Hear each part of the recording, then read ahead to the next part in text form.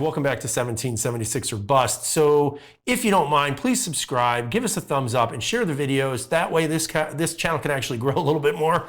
I'd always appreciate the help and the support that many of you have always given me, and I continue to appreciate that support as well. Keep in mind, I also have a Patreon. You know, if you guys want it, you can join that. It hasn't been much action lately, just been super busy, but I'm trying to change that now that I'm kind of getting more focused into making my videos. Now, enough with that. Let's take a look at the after shooting facts about this thing right here. So as you guys can see, and I'll hold this up with both hands, this is actually the Evo. This is the Icarus Precision Evo lower and their custom slide.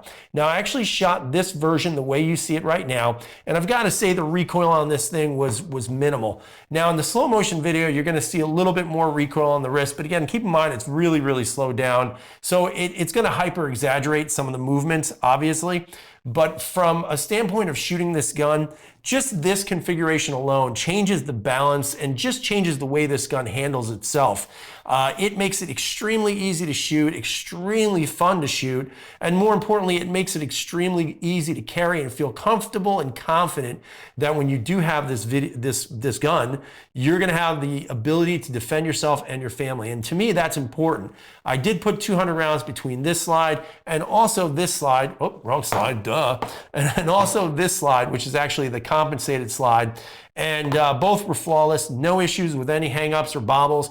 Everything was great. The fit and finish is excellent. The gun did not get hot at all. So, I mean, overall, it's just fantastic. Now, in regards to shooting and the shooting experience, with the compensated slide, guys, there is going to be obviously a little less recoil on this due to the fact that you have the compensator on the front. Now, some might say, why would you need a compensator on such a small gun? And again, it's up to you to decide what you want to use. But at the end of the day, if you have the ability to get one of these and you can carry one of these without having to basically, and I have to tell you, I have to put a lot of stuff into this to make sure that this is not removable, thanks to New York State laws. But nonetheless, I have to say it has been fantastic to shoot both. You can definitely see the difference between recoil from the compensated and the non-compensated version. Although I would say in the slow motion, like I said before, it's going to hyper exaggerate the difference. Overall, there wasn't a significant difference to me that I felt. As a matter of fact, sometimes I have to say it felt a little bit more easy to shoot this than the compensated version. But again, you know, when it's got the comp and that little gas port in the front, you're going to see a little more flash. You're going to have a little bit more noise coming out of there. So maybe that also helps make you think that the other gun is actually running smoother than the one that's compensated. But nonetheless, guys, I've got to tell you, man, these are absolutely amazing. I was extremely happy shooting this gun. It has been a while since I've actually been to the range, and not only did I could tell that, but more importantly, I had such a good time doing it that it really just refreshed me into the gun world again. I think it's something that, you know, I think overall all of us kind of love, and that's the reason why we do what we're doing, and especially with the idea of having the guns with us and practicing and just bettering our trade in regards to shooting.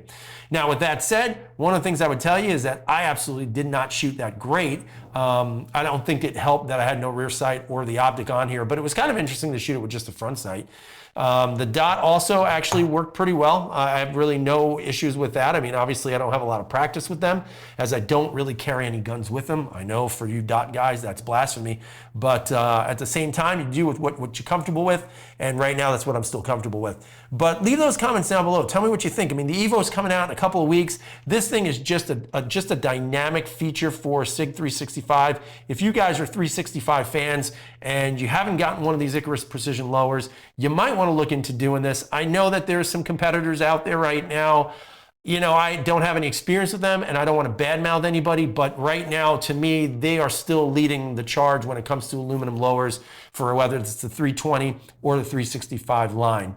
So again, leave those comments down below. I'd love to hear what you have to say. As always, I hope you have a great night. Stay safe, and freedom is never free.